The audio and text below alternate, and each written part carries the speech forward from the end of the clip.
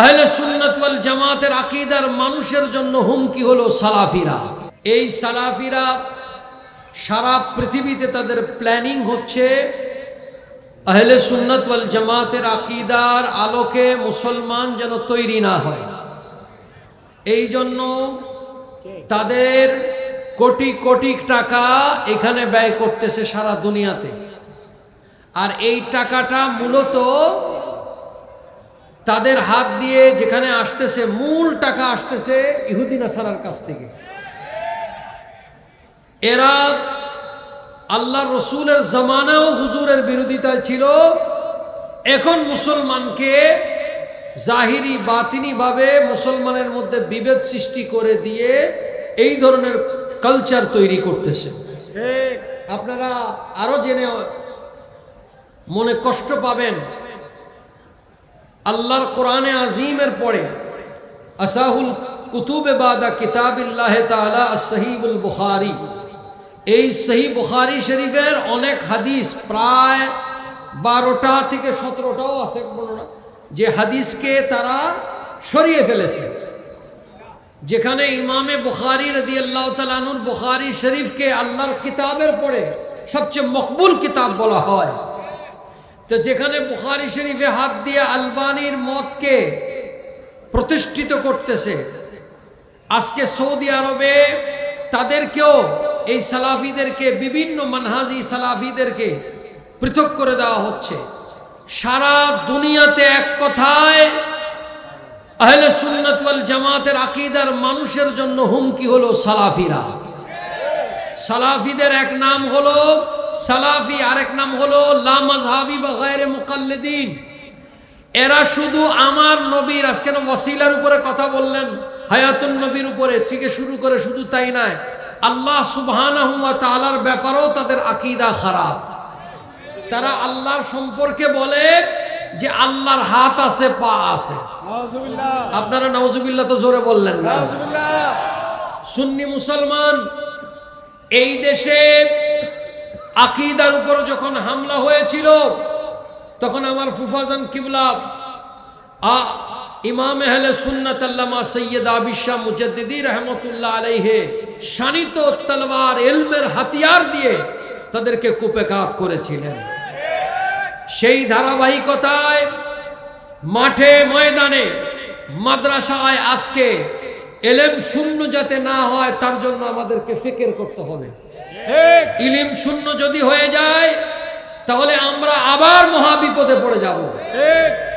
এই মোকাবেলা করার জন্য আমাদেরকে, আপনাদেরকে অসংখ্য কিতাব বাংলা হয়ে গেছে, পড়তে হবে, মোকাবেলা করতে হবে। আমি একটি মাসলার উপর কথা বলে শেষ করব, সেটা হচ্ছে তাদের আকীদা, সালাফিদের আকীদা আল্লাহর ব্যাপারে যে আল্লাহর হাত আছে, পা আছে, এবং তারা কোরআনের দলিল দেয়। কেমনে? তারা বলে সুম্মাস্তাওয়া আলাল আরশ আর রহমানু সুম্মাস্তাওয়া আলাল আরশ, আল্লাহ পাক আরশের উপর বসছেন। এখন সাধারণ আলেম ওলামা হলে বলবে যে এটা কোরআনের দলিল, কিন্তু এটার মানা কি? এখানে আইয়ানে রহমত হবে। তো এখন তারা বলতেছে আল্লাহ যেহেতু শরীর আছে এই জন্য, জিসম আছে এই জন্য তিনি বসেন। আমাদের উলামায়ে কেরাম বলেন জিসমুন লিল্লাহে কুফরুন, আল্লাহর জন্য শরীর সাব্যস্ত করা কি কুফর, ঈমান চলে যাবে। এটার উপরে আকায়েদে নাসাফি আল্লামা ইমাম তাফতাজানি আলাইহির রাহমা, এটা তো মাদ্রাসায় বন্ধ করে দিছে আগে, আমরা পড়ছি, ওনারা পড়ছেন, আমরা এখন নাই। এটার জন্য অনেক চেষ্টা আমরা করেছিলাম, কিন্তু ভাগ্য খারাপ। এটার উপরে আরব দেশে আল মাকালাতুস সুন্নিয়া ফি রাদ্দ ইবনে তাইমিয়ার উপরে আল্লামা হারারি, যাকে শায়খুল হাদিস বলা হয়, তিনি সালাফিদের মোকাবেলায় এর জবাব দিয়েছেন যে সুম্মাস্তাওয়া আলাল আরশ, আল্লাহ আরশের উপর বসেছেন। তাহলে জিজ্ঞাসা করলেন কাবলাল আরশ, আরশ সৃষ্টির আগে আল্লাহ কোথায় ছিলেন? আরশ সৃষ্টির আগে আল্লাহ কোথায় ছিলেন? ওরা বলছে আরশ সৃষ্টির আগে আল্লাহ কোথায় ছিলেন? আল্লাহ যেখানে ছিলেন। বলে আল্লাহ আরশ সৃষ্টির আগে যে অবস্থায় ছিলেন এখনো সেই অবস্থায় আছে। এটাই হচ্ছে আমাদের আকীদা। দ্বিতীয়ত হচ্ছে ইয়াদুল্লাহ ফাওকা আইদিহিম ওয়া মা রামাইতা ইয রামাইতা ওয়ালাকিন্নাল্লাহ রামা। এইভাবে দলিল দিয়ে আল্লাহর হাত সাবিত করে। এই সালাফিদের মোকাবেলায় পা সাবিত করে। বুখারীর হাদিস আছে জাহান্নামের অধ্যায়ের মধ্যে, জাহান্নাম যখন উত্তপ্ত হবে বলবে হাল মিম মাজিদ, আমাকে আরো দাও আরো দাও, তখন আল্লাহর কুদরতের কদম দিয়ে তাকে ঠান্ডা করবে। তারা কদম সাবিত করে। কিন্তু আল্লামা হারারি লিখেছেন যে আল্লাহর চোখ সাবিত করতে পারবা তোমাদের কথার দ্বারা, হাত সাবিত করতে পারবা, আল্লাহ তাআলার পেট সাবিত করতে পারবা না। আল্লাহ তাআলার পেট বাতন সাবিত করতে পারবা না, তাহলে অপূর্ণাঙ্গ।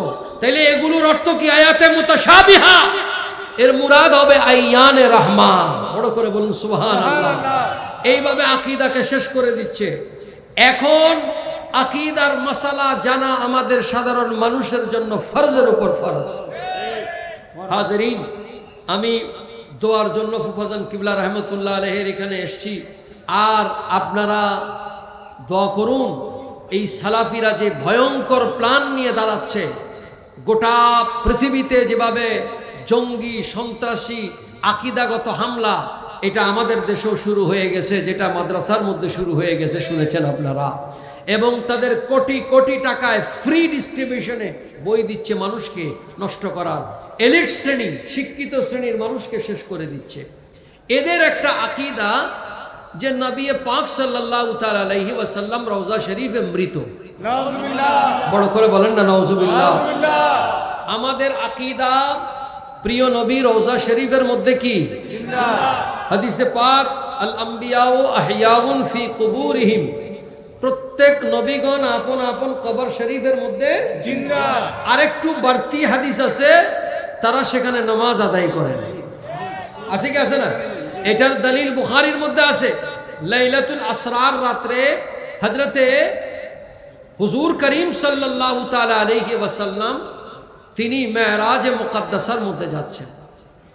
আল্লাহর হাবিব রাহমাতুল লিল আলামিন লাইলাতুল আসরার রাত্রে যখন তিনি মাদায়েন শহরের উপর দিয়ে যাচ্ছেন, নবীজি বলেন ওয়া মাররা আলাইহিস সালাম আলা মুসা ওয়া হুয়া ইউসাল্লি ফি কবরিহি ইনদাল কাসিবিল আহমার।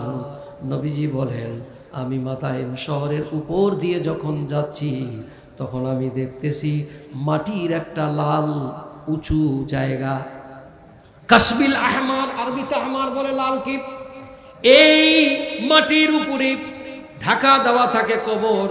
নবীজি বলেন আমি ভিতরে দেখতেছি পয়গম্বর মুসা আলাইহিস সালাম সেখানে নামাজ আদায় করতেছে। সুবহানাল্লাহ। এভাবে অসংখ্য হাদিসের দ্বারা সাবেত तमाम अंबिया अलैहिमुस्सलाम आपन आपन रोजा शरीफेर मध्य की जिंदा जीवित जिंदा।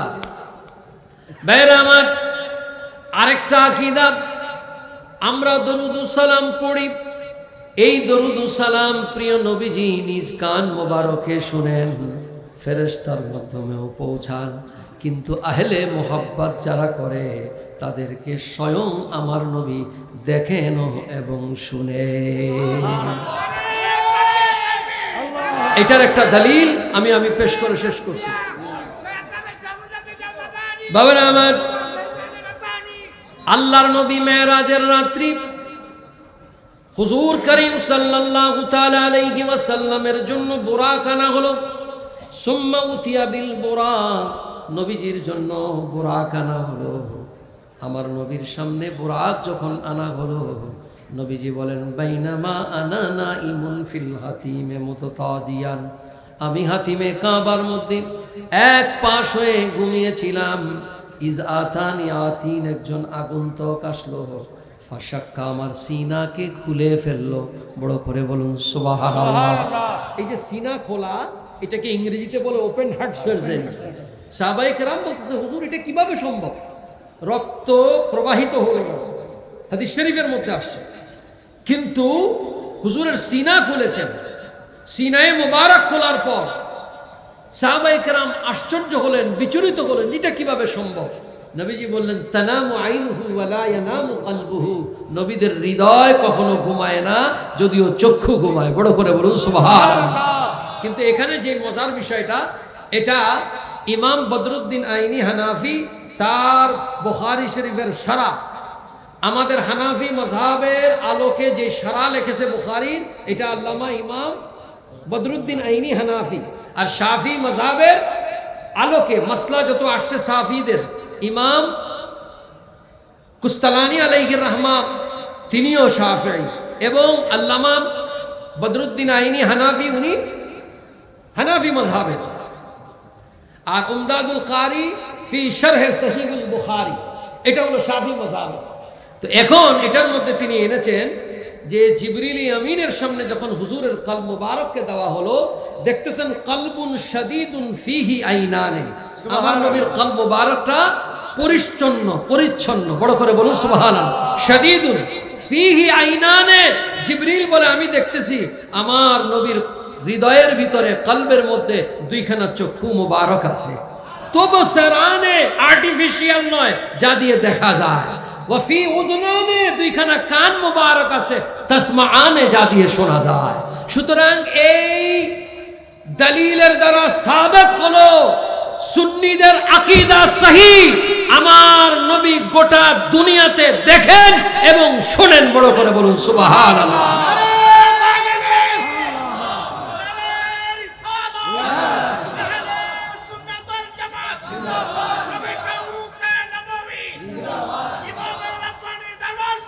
ভাইরা আমার, পাশাপাশি আপনাদের খেদমতে উলামায়ে কিরাম তাকারীর পেশ করবেন।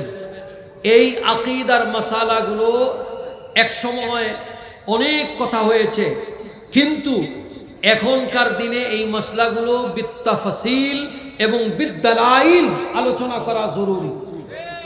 জোরে বলেন ঠিক কিনা?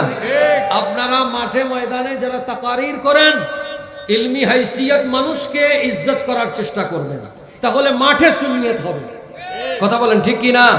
হাজরিন, দ্বিতীয় কথা হলো, এমন এক সিলসিলার সাথে আপনারা নিসবত, সিলসিলায়ে আলিয়ায়ে নকশবন্দিয়া মুজাদ্দিদিয়া, যেই সিলসিলার খুশখবরি হযরতে ইমামে রব্বানী, কাইয়ুমে জামানি, মখদুমে জাহানি, মুজদ্দিদ ও মুনव्वर আল-ফিসানি, আবুল বারাকাত শাইখ আহমদ ফারুকি সরহন্দি আলাইহির রহমা বলেছেন যে এই তরিকাকে হযরত ইমাম মাহদী আলাইহিস সালাম সত্য বলে ঠিক করে দিবেন।